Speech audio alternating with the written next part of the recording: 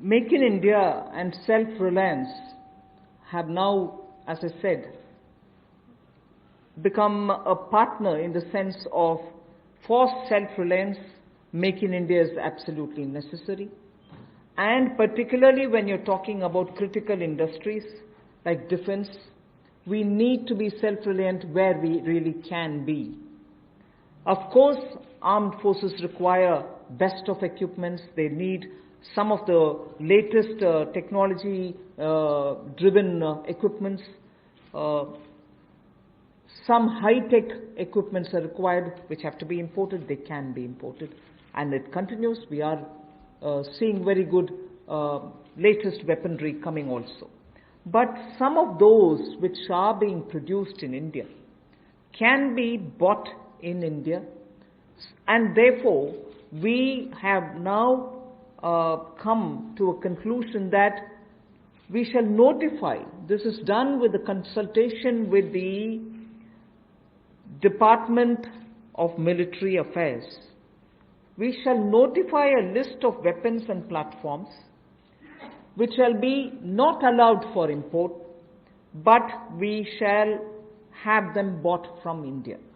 So the import of this listed set of equipments shall not be allowed. They shall be banned. And every year this list will be increased because more capacities which come to be recognized, which meet the standards, which meet the defense standards, will be obtained from India. As I say, the Defence's General Staff qualitative requirements, the GSQRs for weapons and platforms, will all be honored, but those list of items which get notified can only be purchased from India. Indigenization of some imported spares will also be given priority. For years we have been producing spares which are good enough for even those imported vectors, imported weaponry, imported platforms. Unless we are able to do that, the spares are also something which India probably can produce but are getting imported. So indigenization of imported spares.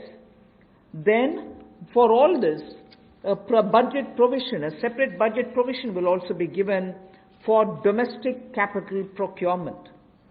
So this is going to be something with which the defense can make sure that their import bill can come down. This is done in consultation with the Department of Military Affairs, and this will be an important step towards making sure that Indian producers of defense equipments which are absolutely meeting with the standards which the armed forces would want will be purchased from India. The next step in defense production related reform is to improve the autonomy, accountability and efficiency in ordnance supplies which are being made by the ordnance factories. And for this, we intend to corporatize ordnance factory boards. I like to emphasize here, corporatization is not privatization. It doesn't mean that the ordnance factory boards are going to be privatized. No, they're not being privatized. But corporatized they will be. We want them to be better managed. We also eventually hope that they will get listed in the stock market. Ordinary Indian citizens can also buy shares in them. And through that we expect that the ordnance factory boards and their processes, decision making, output, performance, all of them will be transparent for the Indian citizens.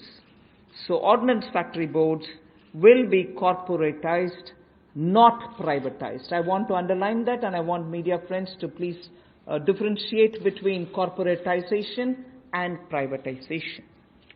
The next set of things about defense production is that FDI limits are being raised from 49% to 74%. Of course, it will have the security clearances and everything else as always. And then We'll also have a mechanism established so that time-bound defense procurement processes happen. There will be a project management unit set up. Support will be given for contract management purposes. Then as I said earlier, a realistic setting for the general staff qualitative requirements, the GSQRs as they are known, of weapons and platforms will be made, because sometimes unrealistic quality requirements are established and quite a lot of time is spent in searching for suppliers who will meet all those requirements. You end up with just one supplier, and just buying it from one supplier is not permitted, and then you do the entire circle all over again. So realistic setting of qualitative requirements is something on which we'll place emphasis, and above all, overhauling of the trial and testing processes. Yes, we understand India is a country which has different climatic and geospatial requirements, tropical, coastal, Himalayan, high altitude and everything else. But we still need to be far more efficient in trial and testing of procedures.